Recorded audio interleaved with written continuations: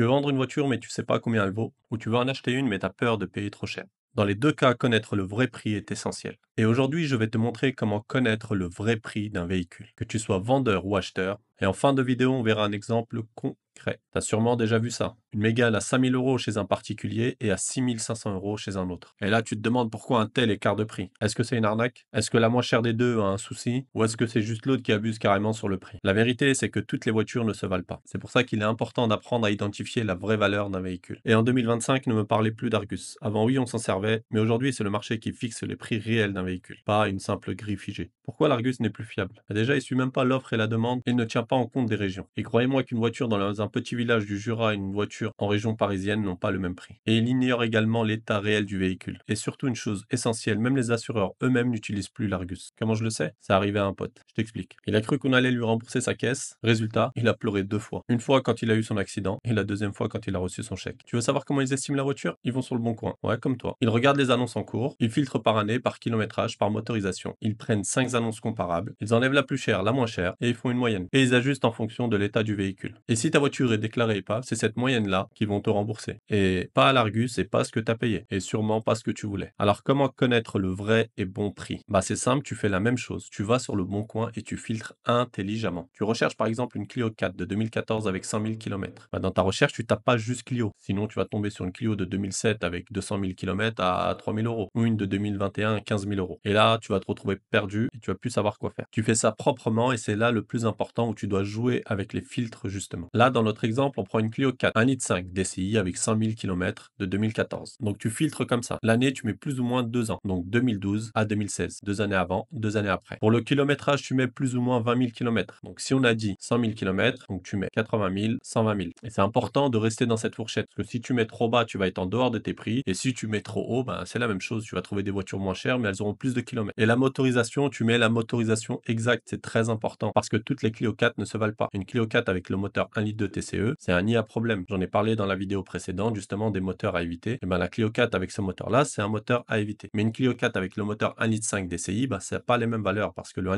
litre DCI est très fiable. Donc, tu mets bien la motorisation que tu veux. Donc là, dans notre recherche, c'est le 1,5 litre DCI. Également, tu mets la boîte de vitesse. Tu choisis la boîte de vitesse, que ce soit manuelle ou automatique. Parce que là, pareil, c'est pas le même prix. Une boîte manuelle et une boîte auto. Les boîtes auto sont de plus en plus recherchées avec le nouveau permis en boîte automatique. Donc, ça sera plus cher. Ensuite, tu mets bien le type de vendeur. Moi, j'aime bien choisir le type de vendeur parce qu'un particulier et un professionnel, c'est pas le même prix. En général, les professionnels sont légèrement plus chers. Donc, tu choisis si tu préfères les particuliers ou les professionnels, mais tu choisis. Et surtout, tu finis, le plus important, c'est la région. La région où tu souhaites acheter ton véhicule. Parce que non, une Clio 4 n'a pas le même prix partout en France. À la campagne, c'est généralement plus cher qu'en ville. Et également proche des frontières. Quand tu es proche des frontières, c'est moins cher. Parce que justement, de l'autre côté de la frontière, bah, tu as les pays frontaliers et les véhicules sont souvent moins chers. Et à la frontière, bah, il y a beaucoup d'importations. Donc, que ça soit en Alsace, c'est moins cher parce que tu as l'Allemagne à côté. Que ça soit du côté de Lille, bah, tu as la Belgique à côté. Et pareil, dans le sud, bah, tu as l'Italie, donc du côté de Nice, tout ça. Donc, en général, proche des frontières, les prix sont moins chers. Mais attention, il y a souvent aussi plus d'arnaques. Et avec tous ces filtres, tu obtiens enfin des annonces comparables. Et là, que tu sois acheteur ou vendeur, bah, là, tu fais ton analyse et tu connais enfin le vrai prix du véhicule. Et là, comment t'analyses? Tu oublies les annonces qui sont là depuis 2 mois. Si elles sont encore là, c'est qu'elles sont sûrement trop chères. Donc, on les compte pas. Donc là, tu notes le prix des annonces qui ressemblent à celles que tu souhaites vendre ou que tu souhaites acheter. Tu en prends 6 ou 7. Très important, t'en prends pas qu'une seule ou deux. Tu en prends 6 ou 7 et là, tu en fais une moyenne. Tu enlèves la moins chère, tu enlèves la plus chère. Et là, tu vois la moyenne, le prix cohérent qui se rapproche du prix du véhicule. Et là, tu as le vrai prix du marché, pas une cote sortie d'un chapeau. Donc, prenons un exemple concret. Tu veux connaître le vrai prix d'une Clio 4 1,5 litre DCI, année 2014 avec 120 000 km, en région PACA. Donc, voilà les filtres à mettre. Année 2012 à 2016, kilométrage 100 000 à 140 000, motorisation 1,5 litre DCI, boîte de vitesse manuelle, type de vendeur, je vais mettre particulier, région PACA. Attention également à bien rester dans la même phase, parce qu'une Clio 4 phase 1 et une Clio 4 phase 2, c'est pas le même prix. Donc, dans vos recherches, dans l'année que vous allez mettre, attention à toujours rester dans le même modèle. Donc, tu appliques tous ces filtres, tu fais ta sélection et tu notes les prix. Et bam, tu obtiens la vraie cote du marché. Regardez là, hop, on en a plusieurs. Si on retire, on garde 4 ou 5, ben voilà, le prix moyen, c'est celui-ci. Et comme ça, tu connais le vrai prix de ton véhicule. Et pourquoi c'est super important de faire ça? Bah, si tu veux acheter une voiture, tu sais à quel prix tu peux l'acheter. Et si tu vois un prix trop élevé, bah, tu pourras peut-être négocier. Et si tu es vendeur, bah, tu sais que si tu vas mettre un prix au-dessus du marché, bah, ça se peut que tu n'arriveras pas à la vente. Donc voilà, on arrive à la fin de cette vidéo. Donc si tu as appris un truc, n'hésite pas à t'abonner parce que je prépare d'autres vidéos dans ce style.